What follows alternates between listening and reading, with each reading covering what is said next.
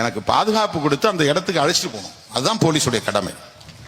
பாதிக்கப்பட்டவர்கள் என்ன பார்த்தாங்கன்னா கொஞ்சம் அழுது தீர்த்தாங்கன்னா கொஞ்சம் டிஸ்சார்ஜ் ஆகும். அவங்களுக்கு யார் நாதி, யார் அவங்களுக்கு ஆறுதல் சொல்லுவா? சொல்றதுக்கு யார் இந்த தமிழ்நாட்டில் இருக்கிறாங்க? எந்த கட்சி இருக்கிறது? அவன் கண்ணீர் வடித்துக் கொண்டிருக்கிற போது அவன் கண்ணீரை துடைப்பதற்கு எந்த கைகள் நீளும்? எந்த கை நீண்டு இருக்கிறது? அப்ப இவர் ஒரு இயக்கம் நடத்துறாரு, இவர் வராரு, சரி இவரை அழைச்சிட்டு போகும், நீங்க உட்காருங்க சார், முன்னால பின்னால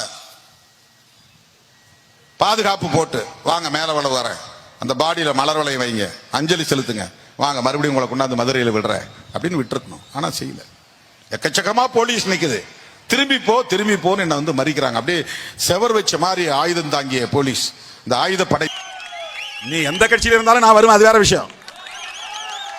நீ திமுகவில் இருந்தாலும், அண்ணா திமுக இருந்தாலும், காங்கிரஸ்ல இருந்தாலும், கம்யூனிஸ்ட்ல இருந்தாலும், நீ பறையர் பேரவை, பறையர் சங்கம் வச்சுக்கிட்டு நீ வேற ஆதி திராவிடர் சங்கம் இருந்தாலும், உனக்காக கடைசியா நிற்க போகிறவன் திருமாவளவன் ஒருவன் தான். அண்ணா திமுகவில் இருக்கிற பறையருக்கு எடப்பாடி பழனிசாமி வரப்போவதில்லை, ஓபிஎஸ் வரப்போவதில்லை. திமுகவில் இருக்கக்கூடிய ஆதி திராவிடர்களுக்கு அந்த கட்சியை சார்ந்த தலைவர்கள் வரப்போவதில்லை. நாளைக்கு உன்னை எவனாவது கட்டி வைத்து அடித்தால், உன் வீட்டை எரித்தால் திருமாவளவன் தான் இருப்பான்.